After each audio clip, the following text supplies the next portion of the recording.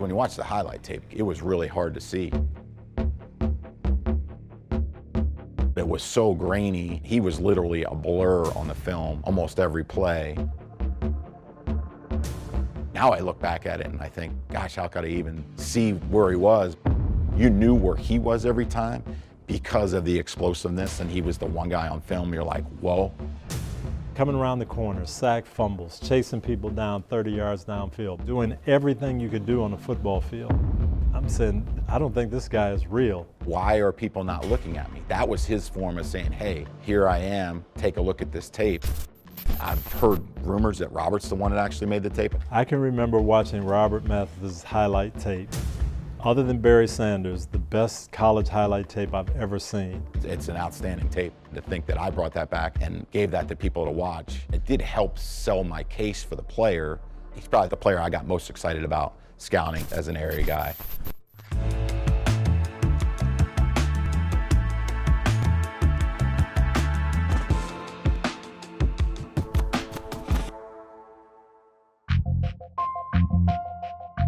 Generally, at small schools, you don't focus on underclassmen. So really, it was from his sophomore year where I noticed him. So I was excited to see this guy. Number 55 is going to come right in the middle there. You see him, he seems like he's untouched, but that's because he makes such quick moves at the line of scrimmage. This guy is very, very quick out of his stance. Once you get a small school guy, the first question is going to be, okay, how long does this guy take to develop? And as he's developing, can he contribute on teams? So I did the film work, and I threw a third-round grade on him, and I decided I was going to circle back and try to get to the first game of the season. I walked down to the edge of the field, and I looked down and I see him, and I can't believe, like, my heart sunk. He was so small. The size, it did scare me. Can he play defensive end in the National Football League at that size? This weekend, the SWAC takes center stage in the Midwest. Now, if you're a young player and you want to play defense, Alabama A&M is not a bad decision. You see, in the past, they were known for their defense. Today, still known for their defense. One of the most feared units in the SWAC, and they have maybe the best player in the conference in Robert Mathis. They had played in Indianapolis. They played in the Circle City Classic. Robert Mathis is an explosive force coming off the corner with relentless speed and power. I see the game on film, and I see this guy tearing off the edge with relentlessness, speed, explosiveness, pass rush ability, nonstop motor. All thanks to number 55 and his ability to make the big play. We had just drafted Dwight Freeney in 2002. He looks like Dwight Freeney to me, just a smaller frame, but it's on our field, and he's screaming off the edge over the Colts helmet. Wow, this is interesting. And you know, as a scout, you kind of get that vibe like, okay, this is a guy. You could see the greatness back then. He was such a dominating player. On a small school level, and I don't think I've seen a better football player. If he were bigger, you'd say he's a first-round pick, right? Dom Neely was our assistant general manager at the time, and he had seen the big grade on him as a small school guy. He used to refer to players as our sons, especially if we liked the small school guy. And he said, hey, tell Coach Dungy about your son at Alabama A&M.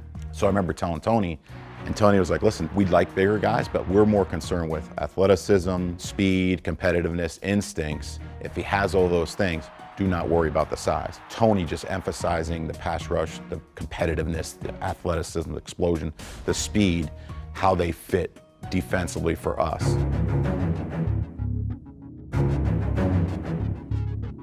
When we got to draft day, and Dom and Neely, we were not in the draft room at the time, so he would come in and he would give us updates. He came over to me and said, hey, we're thinking about taking your son right here in the third round. We go and we don't take Robert. And like, I'm like, oh my gosh, you know, like I'm upset. And so Dom comes back in, he's like, hey, we didn't take him.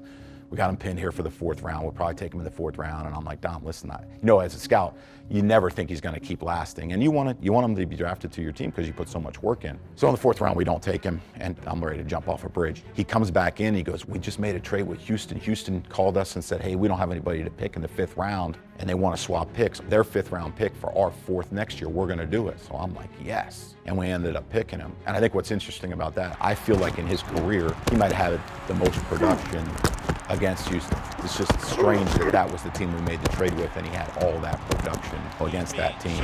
Yes, hit the ball is loose. I remember the first practice, we were out in the indoor, and they went to the first one-on-one pass rush drill, and Adam Meadows was the tackle at the time, and he blew by Adam Meadows on the first rep. And I remember Adam Meadows walking over to Bill Poy and kind of saying, where did you get this guy?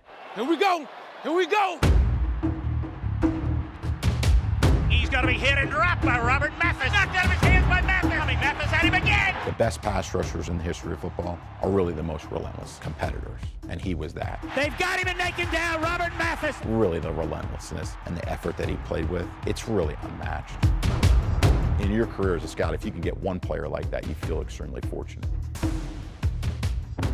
He was the best competitor that I've ever evaluated. He's a Hall of Fame player. He leads the NFL in a statistical category, which is strip sack fumbles, 52. I don't know if the record will ever be broken. I always say the players in the league make it in the league because of their talent, but whether they really reach their ceiling or not depends on which team they end up with. Somebody said it couldn't be done, but he was the chuckle reply. That maybe it couldn't, but he would be one who wouldn't say so till he tried. I think Robert ended up on the perfect fit for him. The tape's a cool thing to have. It's a neat thing. It's a really cool thing. If I gave that to watch now, they'd be like, what are you giving me? I'm not watching this. You know, as spoiled as we've become.